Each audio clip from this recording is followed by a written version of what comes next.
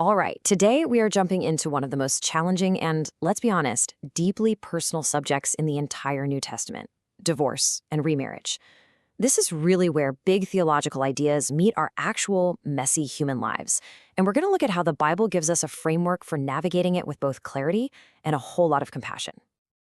So the whole thing kicks off with this question that gets thrown at Jesus by the religious leaders. They ask him, is it lawful to divorce for any cause? Now, that sounds like a simple legal question. But here's the thing. It wasn't. This was a total trap. It was a loaded question, a verbal landmine designed to force Jesus into a corner on a huge, bitter public debate that was already raging. So let's start right there with this high-stakes question. Because to really understand Jesus' answer, you first have to get the really tense legal and religious world he was stepping into. You have to understand the question behind the question. You see, in the first century, the whole debate about divorce came down to how you interpreted one single passage in the book of Deuteronomy. The religious leaders weren't asking Jesus if divorce was allowed. Everyone just assumed it was. No, what they wanted to know was why it was allowed. They wanted to know which side he was on. And this slide, well, it lays out the two camps perfectly. On one side, you had a school of thought that argued a man could divorce his wife for pretty much any cause. I mean, get this, even for something as minor as burning his dinner. Then you had the other side, which was way stricter. They insisted that the law only allowed for divorce in cases of a really serious betrayal, specifically sexual unfaithfulness. So when they asked Jesus for any cause, they were trying to make him pick a team in this massive theological fight. But Jesus, well, he does what Jesus does. He refuses to get trapped. Instead of picking a side in their little legal squabble, he does something much more radical. He completely reframes the entire conversation. He doesn't start with their laws. He takes them all the way back to the very beginning, to God's original design. He just completely bypasses centuries of legal arguments and traditions and goes straight to the book of Genesis, back to God's original sacred plan for marriage. He reminds them that, hey, marriage isn't just some human contract. It's a divine act of joining. He's not starting with the rules for how to break a marriage. He's starting with the reason it's so sacred in the first place. And this gets us to the absolute core idea, a covenant marriage. What Jesus is teaching is that marriage is on a totally different level than a simple contract. It's a sacred bond, this one flesh union that God himself creates, and it's meant to last a lifetime. This is the ideal. This is the divine design that's going to shape everything else he says. But, we live in a broken world. So what happens when this sacred covenant is shattered by human sin? Let's look at how Jesus and later the Apostle Paul dealt with this tragic reality. You know what's so fascinating? It's how Jesus talks about the law of Moses.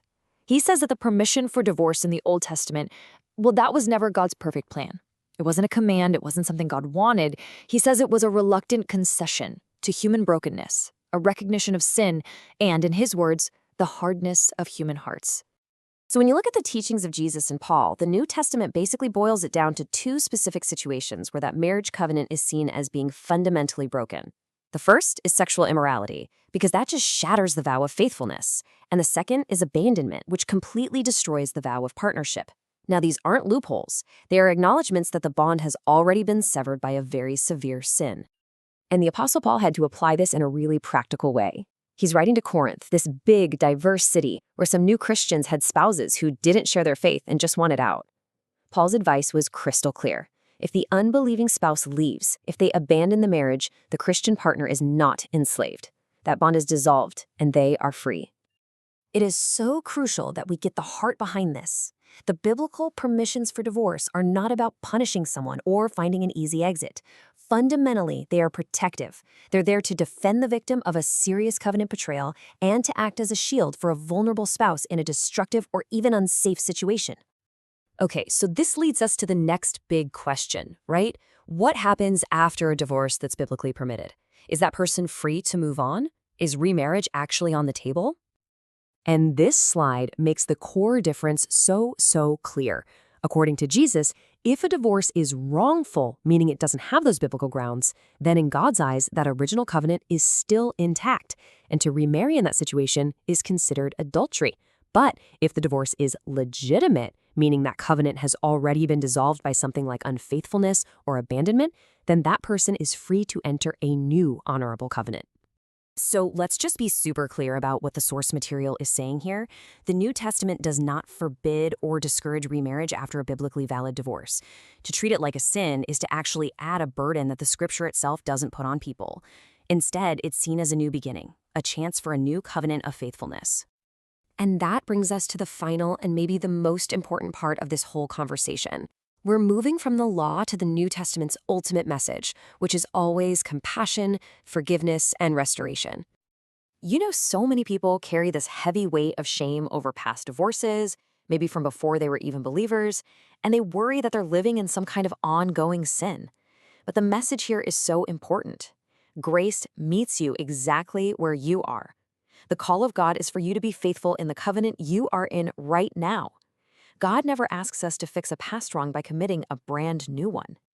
And this all boils down to one critical question. How many believers who have genuinely repented of their past failures must stay chained to that failure forever? The answer is right there on the screen. It's 0, not 1. The cross of Christ frees every single repentant sinner from condemnation, and that freedom absolutely includes our marital histories. There are no asterisks, there are no exception clauses on the grace of God. And that's really the final word on the matter. The Bible's teaching on marriage holds it up as this incredibly sacred thing, but it never, ever loses sight of the fact that we live in a broken world. It champions faithfulness, but it also protects the wounded and it forgives the repentant. Because in the end, the ultimate message is always one of hope, always one of new beginnings. There is truly no brokenness beyond the reach of the Redeemer.